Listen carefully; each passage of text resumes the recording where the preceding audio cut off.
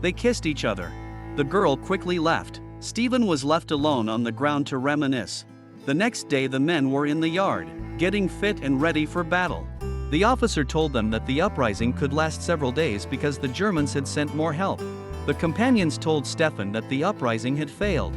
The uprising has failed. Germany is sending help.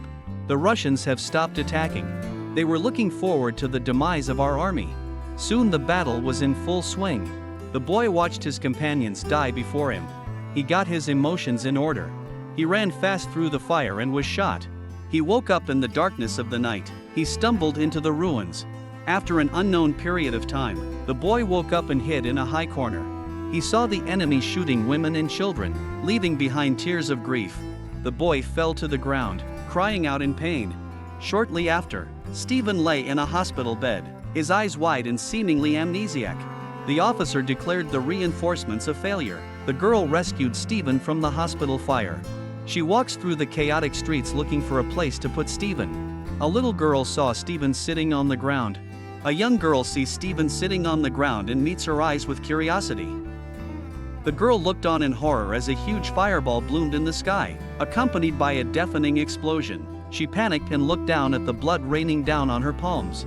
Explosive debris flew in the sky. The girl ran quickly after the crowd. Everyone found their own hiding places. From her hiding place, the girl looks up at the glass in horror. The glass is now covered in blood and flesh. The girl touches her hair in panic. She looked down at her clothes. There was smoke and dust in the air, and people running for their lives. She walked out of her hiding place, dragging her wobbly body covered in blood, suffocating and despairing. The scene after the explosion was a mess. The building was destroyed, with debris and wreckage strewn everywhere. She slowly walked up to a lady covered in bruises and asked, had she ever seen a boy with a bandage on his chest, and was answered in the negative. The girl was walking through the city crying when she suddenly spotted the boy. She quickly ran over to the boy, scolding him and slapping him. The two embraced and the girl cried her heart out. Maybe it's the joy of being reunited. The boy vowed to lead the way out of the enemy's encirclement, to cheer them up, for they had lost all faith in the fight. The boy tiptoed behind the door with a shovel in his hand and crouched down to observe the military situation. He pondered for a moment. He ran as fast as he could behind the enemy. He smacked his shovel on the enemy's head and rallied with his buddies. They fought back as hard as they could, watching his fellow soldiers die one by one. Stephen and his comrades looked at each other for a moment. The enemy was firing shells at the girl in the center. The girl, covered in blood, died in his arms.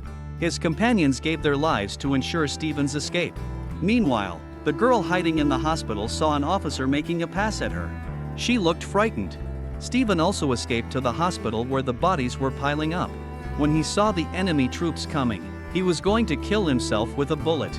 An enemy officer fired a blank into the body and let him go. He was walking through the ruins of the war. Suddenly there was a river in front of him. He ran into it to calm himself down. After a while, he climbed up the bank. He looked up and saw the girl he loved right in front of him. A little bit of excitement and relief. They gazed at the city in the midst of war for a long time.